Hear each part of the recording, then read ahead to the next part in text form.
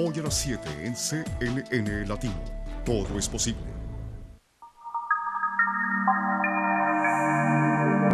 Y voy a continuar con mi amigo Manuel Martínez, que es economista, numerólogo, escritor y español. ¿Cómo estás? ¿Cómo andamos? ¿Qué tal? Bien, ¿tú, Tomás? Bueno, ¿cómo está? ¿Cómo anda España? ¿Qué piensas del nuevo rey? Bueno, España realmente, pues, la situación no ha cambiado mucho de la última vez que hablamos, ¿no?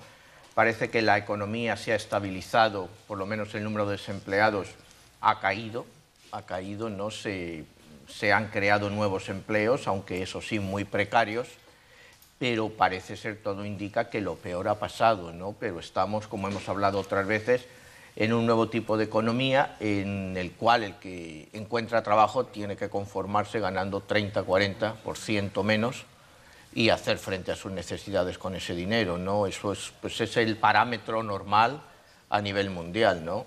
Tienes que ganar, o sea, con lo que ganas, pues tienes que sobrevivir y es bastante menos de lo que ganabas antes. Me preguntabas por el nuevo rey, pues el nuevo rey eventualmente pues se aceptará, lógicamente, cuando ya la gente se acostumbre y pase un poco todas estas historias de un plebiscito entre monarquía y república. Con el tiempo yo creo que la gente pues se olvidará de eso. Yo creo que el nuevo rey me parece un gran muchacho. Sí, se le ve, bueno, ya tiene 46, 47 años, ¿no? Está preparado. Sí. Y lógicamente pues tiene que ganarse a la gente, ¿no? Entonces pues eso es una cuestión de tiempo. Ok, bueno, vamos a hablar un poco sobre la política y la religión. Ok. En cuanto a la guerra civil en Irak, ¿no? A la guerra civil en Irak, de luego. Bueno, mira, para entender esta guerra civil tenemos que irnos a la historia, ¿no? O sea, ¿por qué esta guerra civil en Irak? ¿Cuál es el grupo este que en inglés se escribe ISIS, ejército, o sea que es un grupo terrorista, una escisión de Al-Qaeda, en inglés se escribe ISIS, que es Ejército para la Liberación de Siria y Irak. Sí. Y en español se escribe EILL, o sea, es como las siglas que se ponen, que es Ejército Islámico para la Liberación de Irak y el Levante, ¿no? O sea, bueno, ahora han recogido mucho territorio, pero no han podido ir a Irak. Digo, bueno, a Bagdad. Están tratando de llegar a Bagdad. Mira, las raíces del conflicto hay que irse a la historia, ¿no? ¿Quién es este ejército islámico para la liberación de Irak y el Levante? Es un ejército muy peculiar, ¿no? Es un ejército, como te decía, que es una escisión de Al-Qaeda y son todos sunitas. Acuérdate que para entender esto tenemos que entender el origen del Islam. El Islam tiene tres componentes, o sea, tiene realmente dos grupos, que son los sunitas, aproximadamente, que es el 90% de la población islámica, y como un 9% son chiitas. ¿Cuál es la gran diferencia entre sunitas y chiitas? Vamos a verlo. En el año 632, que es la fecha de la muerte del profeta, se producen dos corrientes dentro del Islam. Primero tenemos los que abogaban por la continuidad de la sangre, es decir, que el próximo califa debería de ser el sucesor por sangre del profeta. En este caso, acuérdate que el profeta no tuvo hijos, solo tuvo hijas. La hija mayor del profeta, Fátima, estaba casada con Alí. Entonces, una parte de los musulmanes pedían que el sucesor del profeta fuera Alí, como continuación de la sangre a través de Fátima y Alí. Sin embargo, el profeta y el grupo que le asesoraba deciden que el sucesor del profeta sea Abu Bakr. Abu Bakr va a ser el primer califa. Abu Bakr es el suegro del profeta. El profeta, la novena esposa o la décima del profeta era Aisha, que era lo que se conoció como la esposa niña. El profeta se casa con ella cuando Aisha tiene 9 años. Oye, eso, se casó cuando tenía 9 años. Sí, 9 años tenía, pero bueno, la tradición dice que el profeta realmente no tiene relaciones con ella hasta que tiene 12, que era la época más o menos de la pubertad. Entonces, acuérdate que los musulmanes permiten 4 esposas, pero aquí quizás se ha malinterpretado un poco porque en esa época el hecho de tener 4 esposas era una teoría muy avanzada. ¿Por qué? Acuérdate que estaban siempre en guerra, siempre en guerra.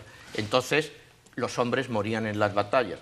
Entonces, la idea original del profeta de esas 4 esposas es, si tu hermano ha muerto en una batalla, tú te casas con la viuda y cuidas de ella y de los niños. Esa era la idea original, aunque luego, claro, se ha ido haciendo, pero la idea original no era mala, era para no dejar a esas familias abandonadas que fueran parte de matrimonio. Pero bueno, volviendo al profeta, Aisha tiene una parte fundamental en la vida del profeta y en el desarrollo del Islam, porque ella tiene unos grandes conocimientos pues, de la relación que tiene con el profeta. Me parece que Aisha vive como bastantes años, hasta los 65, 70 años, entonces tiene una gran influencia. Entonces, a la muerte del profeta, Abu Bakr, que es el padre de Aisha y el suegro del profeta, es nombrado el primer califa. Entonces, ahí es donde vemos ya la primera división del Islam entre chiitas y sunitas. Es decir, en verde, la sucesión por la sangre del profeta es una solución política, en la cual Abu Bakr se convierte en el primer califa. Unos años después, en el cuarto califa, llega Hussein, que es el nieto de Ali, o sea, es el nieto del profeta. Ahí es donde ya se produce la primera sucesión por sangre, aunque ha sido escogido, pero es el nieto del profeta. Entonces Ali es el cuarto califa, y lo que pasa entonces es que la propia Aisha, la esposa del profeta, no quiere que Hussein, que es el nieto, sea el nuevo califa. Y ahí es donde empiezan las guerras civiles entre ellos, y es en el año 680, en la famosa batalla de Karbala, en la cual se enfrentan los seguidores de Hussein, que eran en esa batalla muy poca, contra los seguidores pues, de diferentes clanes. Había uno muy importante que se llamaba Muawiyah, que era el gobernador de Damasco. Entonces le tienden una emboscada a Hussein en el año 680, en el mes de octubre, por eso se queda, sobre todo en el calendario chiita, marcado, y prácticamente le masacran a él y a su familia. Ahí se acaba la dinastía sanguínea del profeta, porque al matar a Hussein y al matar a sus hijos, ya el Islam no puede ir por ese camino porque ya no hay dinastía de sangre, ya han muerto todos. Ahí es donde empieza la gran diferencia entre chiismo y sunismo. Los sunitas y los chiitas son los seguidores de Ali y Hussein, que se quedan en una rama minoritaria. Y habitan, ahora mismo, si los queremos ver para entender este conflicto, los chiitas habitan en Irán, en Irak el 60% de la población es chiita, y tenemos una rama del chiismo que se llaman los alawitas, que habitan sobre todo en Siria y son el régimen dominante. Al-Assad son alawitas, son como el 15% de la población. Entonces, para que entendamos este conflicto, por qué empieza en Siria y se traslada a Irak, es una guerra entre sunitas y chiitas. Ahora mismo tenemos en Irán son chiitas. En Irak tienes al primer ministro al-Maliki, que es chiita. Saddam Hussein era sunita. Entonces vemos que Irak se puede dividir en 3 partes. Al norte tienes los kurdos. Los kurdos son musulmanes, pero no árabes. En el centro tienes los chiitas y al sur, en el centro tienes los sunitas y al sur tienes los chiitas. ¿Por qué empieza esta guerra? Vamos a las raíces de la guerra. Estamos en Siria. El conflicto empieza originariamente en Siria. Este ejército islámico de liberación empieza formándose para atacar lo que es Al-Assad, todo esto. Acuérdate todo lo que pasó en Siria, que si había armas químicas, en fin. Hubo conflicto y se decía que era más peligroso lo que venía que lo que ahí estaba. Acuérdate de la famosa intervención rusa que evitó que se enviaran tropas de la NATO o de quien fuera para sacar a Al-Assad. Entonces, este ejército ha venido creciendo continuamente. Son voluntarios, van muchísimos voluntarios de Europa, de Inglaterra van muchísimos, de España también, están yendo como 40, 50. Los ingleses yo creo que hicieron un buen trabajo, tú sabes. Los ingleses sí fueron los que mejor trataron esto. Sí, sí. Pero ya en este momento no tienen ninguna... Yo no veo una buena solución. Yo creo que si se pierde todo el petróleo de esta parte del mundo, yo no sé lo que va a pasar. Sobre todo, ¿qué es lo que va a pasar con Israel? Bueno, mira, continuando con esto, para ver un poco el conflicto mira, el petróleo, Irak sí tiene unas reservas como de 250.000 millones de barriles, aproximadamente. Vemos que aquí los precios de la gasolina han subido en toda Europa. Yo no creo que ya el petróleo sea tan importante, es muy importante, pero ya se están encontrando, por ejemplo, este país, acuérdate, que ya prácticamente va a empezar, Obama, en los próximos meses va a permitir, por primera vez desde los años 80, en que Estados Unidos empiece a exportar otra vez petróleo. O sea, este país se ha ido preparando para todo esto. O sea, la importancia estratégica para Estados Unidos de esta zona ya no es tan importante como era ahora. Aquí lo que queda es, lo que te digo, un conflicto religioso que sí puede influenciar a Israel, pero puede ser la gran venganza de los sunitas contra los chiitas. Llevan tratando de exterminar a los chiitas pues desde el año 632. Ellos mismos allí. Bueno, vamos a hacer una cosa. Déjame poner unos comerciales y yo quiero saber qué tú piensas que va a haber allí. Ok.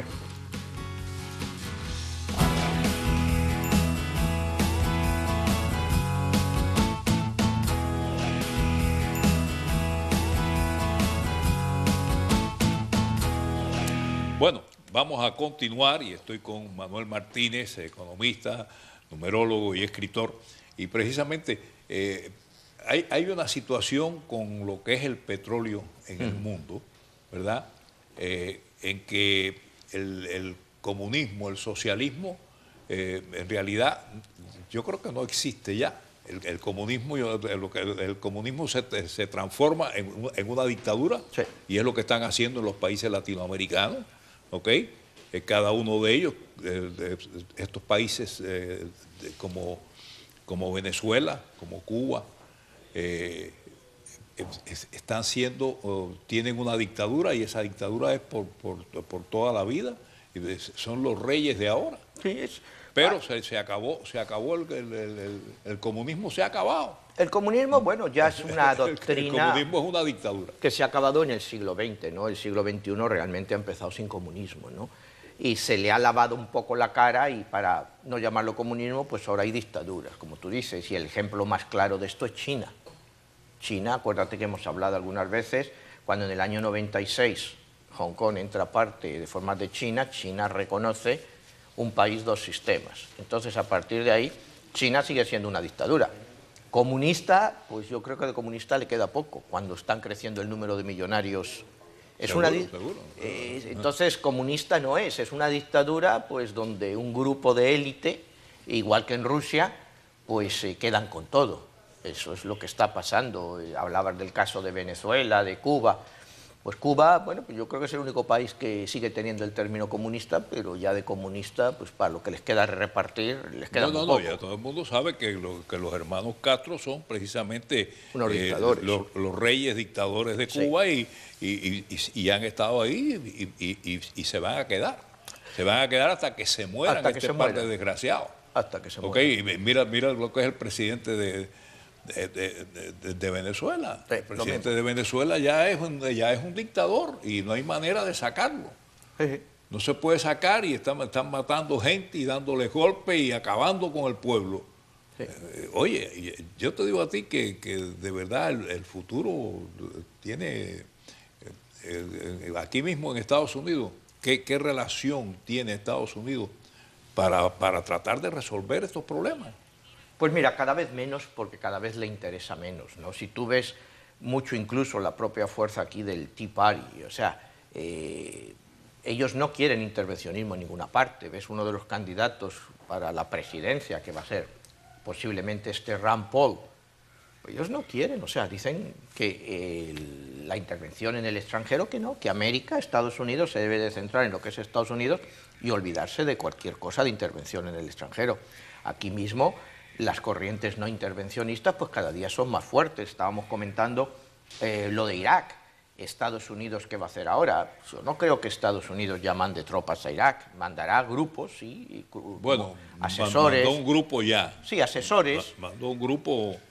300 creo que han sido los que han mandado, asesores, me imagino que utilizarán eventualmente bombardeos. Ahora se ha producido, hoy mismo se ha anunciado que Siria ha bombardeado posiciones del grupo islámico. Entonces, la guerra ahí se va a complicar, como te decía, más en el sentido de que va a ser una guerra abierta religiosa, ¿no? Y los sunitas pueden finalmente llegar un momento en que exterminen a los chiitas. O sea, porque... Vamos a ver cómo está Irak en estos momentos. Ok. Sí. La situación en Irak, mira, el presidente al-Maliki pues se le ha pedido que ponga un gobierno de coalición, que haga algo. Él parece ser que tiene las manos atadas, ¿no? Que es muy difícil en un país como Irak, que ha venido de la guerra oficial, ahora estamos en una guerra, que bueno, ha habido un llamamiento del gran ayatolá de Irak, que es al-Sistani, para que los jóvenes se incorporen al ejército. Entonces, Irak va a volver a tener un ejército importante. No sé qué bien armado estén, porque parece ser que dicen que les quedaban 2 aviones. O sea, eso es lo que he oído, 2 aviones de guerra, y muy pocas cosas tienen, ¿no?, para hacer frente. Entonces volveríamos, acuérdate, a lo que fue la guerra entre Irán e Irak, que duró 8 años, del 80 al 88, que fue una guerra muy primitiva. Y hablo de primitiva, que fue al estilo de la Primera Guerra Mundial, ¿no? Era una guerra de trincheras, de ametralladoras y de asaltos, en muchos casos con bayoneta. Pero ahora prácticamente es una guerra como las otras, ¿no? Sí, pero son guerras con un armamento muy deficiente. O sea, son Esto guerras... fue en el 2003.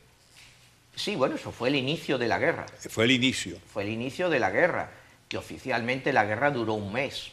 Acuérdate, porque fue cuando acabaron las operaciones, Bush declaró que la guerra ya había acabado.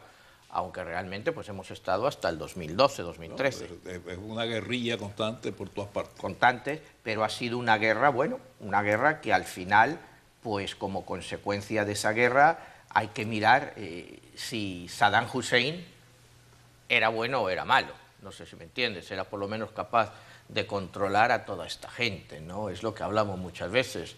Un dictador es capaz de controlar, y cuando tú dejas a la gente, bueno, vamos al caso típico, ¿no?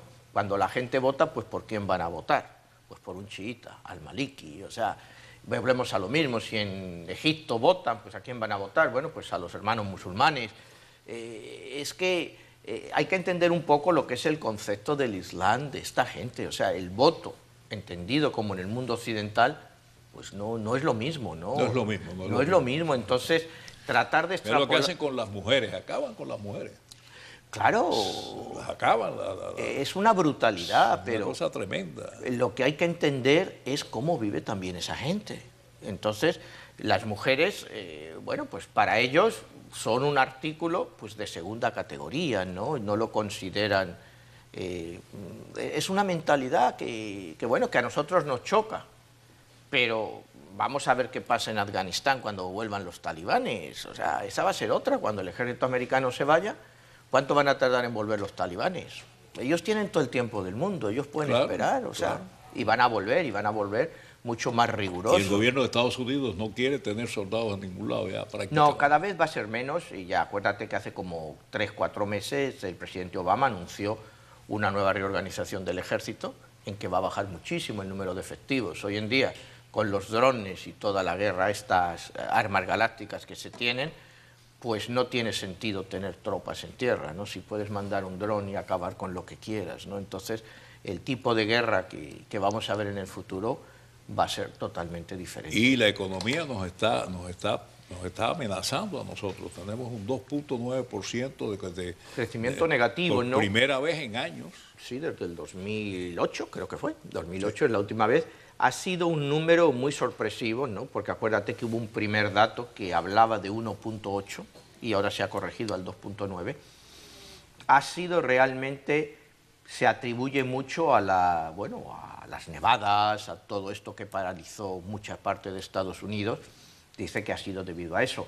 Yo creo que sí, porque yo la economía aquí la veo un poco, como hemos hablado otras veces, estabilizada siempre a la baja. Lo mismo que te comentaba al principio de España, aquí se vive ya el mismo fenómeno. Aquí el que ha perdido su trabajo y ahora lo ha reencontrado, pues lo ha reencontrado ganando 30 o 40% menos y con una situación de carestía cada vez más grande.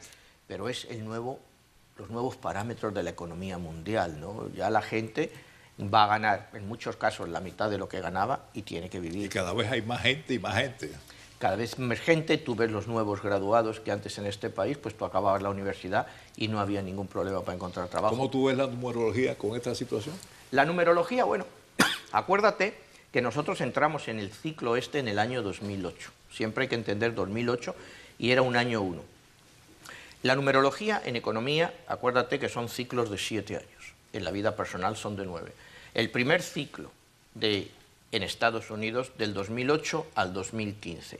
A partir del 2015, o sea que es el año que viene, empieza antes, es cuando vamos a empezar a ver la luz. Pero la economía no se va a estabilizar totalmente hasta el final del siguiente ciclo, que es en el año 2022. O sea, son 2 ciclos de 7 años, el primero muy malo, como ha sido este, con los primeros años terroríficos. Ahora cuando llega ya el 6º año eso empieza a haber unos resultados un poco mejores, pero la estabilización total no se produce hasta el segundo ciclo, que vendrá del 2015 al 2022. Ahí es donde veremos. Al llegar al año 2022, si no hay guerras o no hay algún rollo de estos que salga, veremos que hemos alcanzado otra vez el nivel de vida que teníamos en el 2008. Pero son 14 años perdidos, en el sentido a nivel individual, ¿no? No vamos a recobrar el crecimiento o, digamos, la sensación que teníamos en el año 2008, que fue una sensación también embustera, ¿no? Porque fue todo a base de burbujas, íbamos de burbuja en burbuja. Entonces, bueno, pues se están creando nuevas burbujas en la economía. Bueno, yo aquí en Miami creo que hay otra burbuja del real estate que se está empezando a crear y que eventualmente pues estallará. Sí, está mejorando. Está mejorando, pero a base de una construcción. Yo veo aquí que no sé cómo se van a vender tantas cosas como se están construyendo. Tú te vas a la zona de... Pero están viniendo mucha gente de fuera para vivir en Estados Unidos. Sí, pero el problema que tienes que ver es que Latinoamérica está a punto de explotar totalmente. Sí. O sea, la situación económica en Latinoamérica, Brasil va a tronar y con ello se va a llevar a una gran parte de la economía que le rodea, a los mercados emergentes. Entonces, ¿cómo va a afectarnos estos aquí en Florida? Lleva razón, gente de dinero pues se vendrán aquí a vivir por la situación económica en esos países, eso no hay duda. Están viniendo constantemente y trayendo su dinero. Oye, se nos acabó el tiempo. Vale. Ok. Me ha dado mucho gusto. Igualmente, Tomás. Y nos vemos en estos días otra vez. Vale. Gracias. Nosotros regresamos en unos momentos.